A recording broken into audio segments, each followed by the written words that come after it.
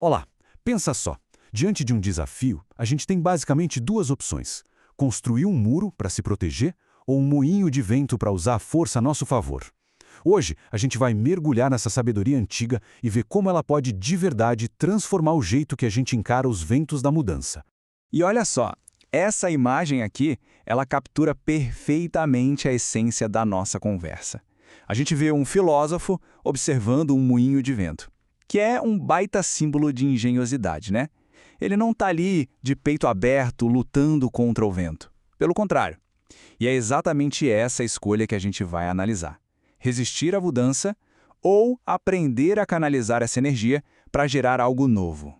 E tudo isso vem de um provérbio chinês que, vamos combinar, é o coração de toda essa análise. Ele coloca uma bifurcação bem clara na nossa frente. De um lado, o muro.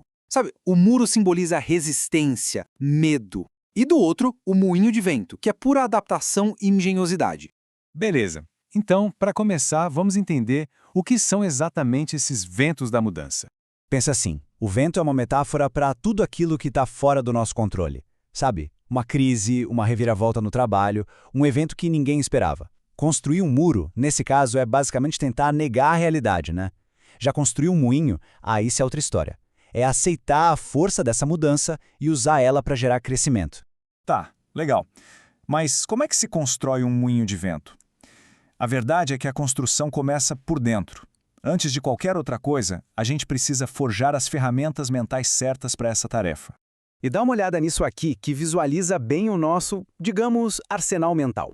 Não é sobre ter uma única habilidade, não. É sobre ter um conjunto bem diverso. Pensamento crítico para a gente poder analisar as coisas, pensamento criativo para inovar e o estratégico para planejar. São essas as peças que formam o nosso kit de ferramentas interno. E é aqui que a gente se depara com um paradoxo fascinante. Sabe a maestria, aquela capacidade de fazer uma coisa super complexa parecer fácil? Então, ela não nasce do puro talento, não. Ela é, na verdade, o resultado de um esforço gigantesco, intenso e que quase ninguém vê.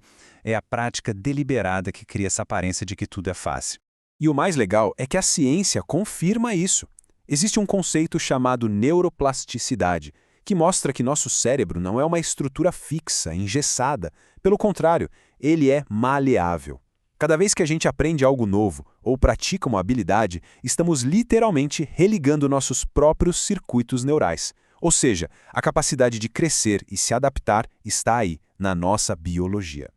Ok, então como a gente cria essas novas conexões de propósito? Esse roteiro aqui mostra o caminho. Primeiro, foco total.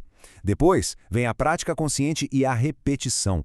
Aí o próximo passo é aumentar o desafio, sair da zona de conforto, sabe? E um ponto crucial, a recuperação. É no descanso que o cérebro realmente consolida tudo o que aprendeu. E essas imagens, nossa, elas são muito poderosas para ilustrar essa jornada. Afiar a lâmina em um quarto sem janelas, isso fala sobre aquele trabalho profundo, focado, sabe? Longe de toda distração. Já a outra, sangrar na pedra até que ela amoleça, isso é sobre persistência. Aquela persistência que não desiste, a dedicação de longo prazo que é essencial para alcançar a maestria de verdade. Muito bem. Com as ferramentas internas afiadas, o foco agora se volta para fora.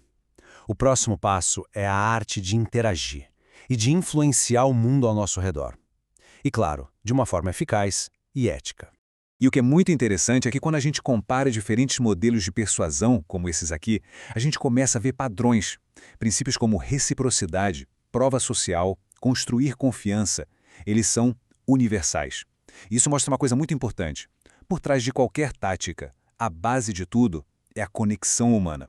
O que nos leva a mais um paradoxo fundamental. A influência de verdade não vem de empurrar um argumento goela abaixo, ela vem da curiosidade. As pessoas mais persuasivas não são as que querem vencer a discussão, são as que buscam entender o outro lado. Elas fazem perguntas, ouvem de verdade e criam uma conexão. Só depois elas tentam convencer. Beleza, com essa base de autodomínio e de influência bem construída, aí sim a gente pode ampliar o escopo e falar de liderança, que nada mais é do que a habilidade de guiar equipes e até organizações inteiras no meio das mudanças. Olha, esse quadro aqui resume um monte de informação de um jeito super claro. A liderança que funciona de verdade opera em 3 níveis ao mesmo tempo. Primeiro, liderar a si mesmo, com autoconsciência, com resiliência. Segundo, liderar a equipe, o que envolve comunicação e coaching. E terceiro, liderar a empresa, o que exige visão e pensamento estratégico. É tudo integrado, entende?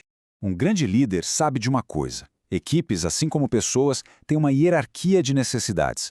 Começa lá na base, com segurança, com clareza sobre o papel de cada um. Depois sobe para a necessidade de pertencer, de ser reconhecido, de crescer. E lá no topo está o propósito e a transcendência, que é quando o líder não só gerencia, mas ele cria novos líderes. E para quem está nessa jornada, algumas dicas são simplesmente fundamentais. A primeira é mudar a mentalidade, sair de executor para ser um facilitador. Outra, ser um coach, alguém que desenvolve pessoas e não um chefe que só dá ordens. É preciso também manter a adaptabilidade, porque, o vento sempre muda de direção. E claro, se cuidar, liderança é uma maratona, não uma corrida de 100 metros. E com tudo isso, a gente volta para o início. Depois de passar pelas ferramentas internas, pela influência e pela liderança, a gente pode olhar de novo para a nossa metáfora central, mas agora com muito mais profundidade. O ponto crucial é esse aqui, ó. A força em si é neutra. O mesmo vento que pode derrubar uma casa é o vento que move um moinho. A grande diferença está na escolha de como a gente vai receber esse vento. Isso não é para negar a dificuldade de uma crise, de jeito nenhum, mas é para abrir um espaço de ação para a gente poder determinar o que vem a seguir. E olha que incrível, isso está ilustrado de uma forma brilhante na própria língua chinesa. A palavra para crise é formada por dois símbolos. Um significa perigo, o outro significa oportunidade ou ponto de virada. A filosofia por trás disso é simplesmente fantástica. Todo momento de perigo carrega dentro de si a semente de uma possível transformação. E é assim que a gente termina, com uma pergunta, não com uma resposta. Porque a teoria é fascinante, claro, mas o que importa mesmo é a aplicação. Diante da próxima mudança, que a gente sabe que é inevitável, diante da próxima rajada de vento, a questão que fica é: o que vai ser construído? Um muro para se esconder? Ou um moinho de vento para transformar a força do desafio em energia para o futuro?